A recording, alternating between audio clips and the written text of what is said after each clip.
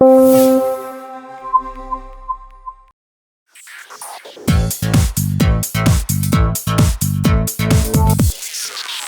guys, Steve Petrotto here along with Mr. James Haley from the Blade team. Today we're talking about the brand new Manta FPV.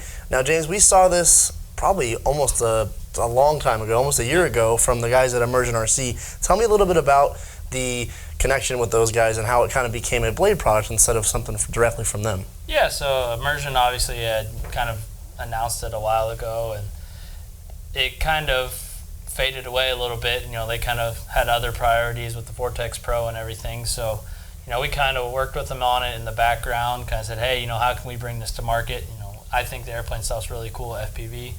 So, you know, kind of just worked on it with them, figure out some completion levels, and try to bring it together, you know, in a bind and fly package. So tell me a little bit about this. Obviously, you said bind and fly. It's going to have pretty much everything in the box you need to FPV minus your radio and goggles. Yep. But let's go through some of the component level. This, first of all, this is a true FPV wing. It's what it was made for. It wasn't intended to do line of sight, although you could. Yeah. It's designed that you could race with it. It does fit in the multi-GP classes of racing.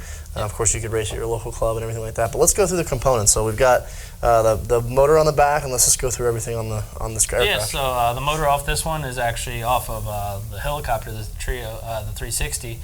And kind of just, we had it there for testing, so we were trying it out. It's the right KV, and it actually worked out really well. So we kind of just repurposed the shaft in it and made it so, you know, it could spin a prop, and you know, it worked out really well. Okay, so let's go ahead and open this hatch here. And this is just, if you guys see, this is just a half turn. They're kind of spring loaded, and then the hatch comes right off.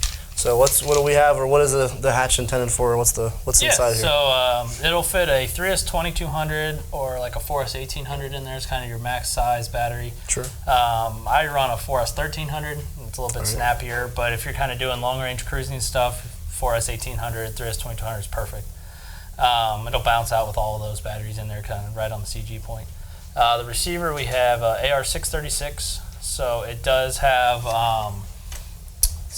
3 flight modes in there. So what we have is launch mode. So really cool. It's self-leveling.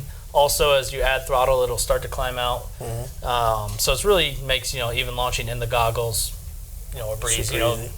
Then we have cruise mode, which is basically the gains are a little higher. Really kind of keep it real smooth. Going up high, kind of low throttle, just kind of. Yeah, it's not made for super fast, but it's cruising around the sky, you know, getting good footage. Yep. And then we have speed mode, which is a little bit lower gains, just made for, you know, full throttle, yank and bank.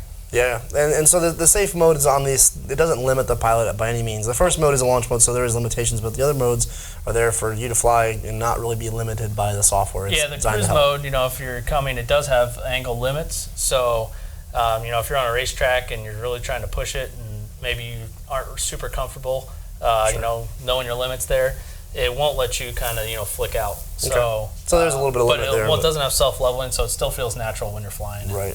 Okay, and then on the front of here, tell me about the FPV camera. And yeah, the little wooden cage here. So there's a spot here for the GoPro, Hero 3 or 4. Okay. Fits in there, not a session, but silver or black, any of those. If you don't want to run a GoPro, you do need to replace the weight in there. It's roughly 100 grams. Yeah.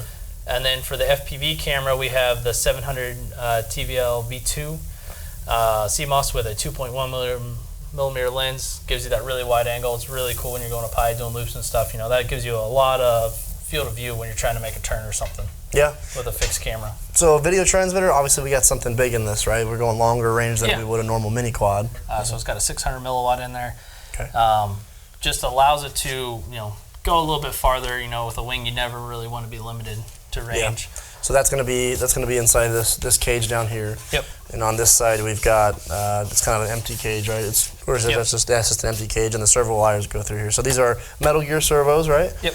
And then we have a Castle Talon 35. Talon 35 in there for power, so you can it's fully adjustable through the Castle suite. Yep. Want to change motors and, you know, low voltage cut off any of that. It's fully adjustable. So really this thing is kind of fully equipped out of the box. How much assembly is there required?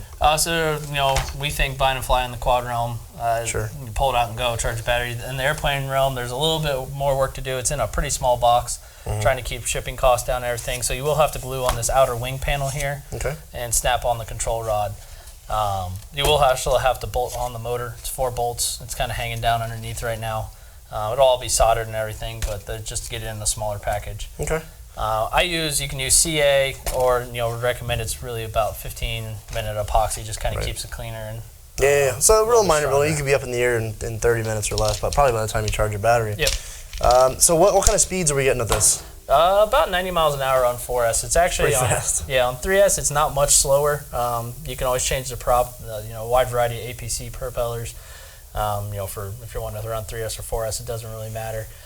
That's quite fast, and obviously the range varies how much you're in the throttle. Yep. Last question I have, since this is a race model, is there a spot for the transponder, like an ILAPS transponder or something like that? Yeah, left or right side, you could always just tape it on the foam, little packing tape, or you could, make a recess if you're going to run it permanently. Nice thing is it's a 5-volt source right in the receiver, so you can just plug it in. Makes it so easy. no weird soldering, just plug in your ILAPS transponder. There's actually even like right here for a bind plug extension. You can throw that in there so that way it's easy to take off if you ever want to. Awesome.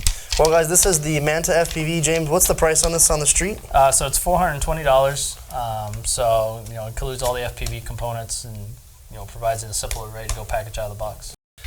All right, guys. Well, if you're looking for an all-inclusive FPV racing wing, the Manta will not disappoint. I definitely recommend you guys check it out. James, thanks for coming in and talking to me about this. Guys, make sure to check out the Manta online. Take care, guys.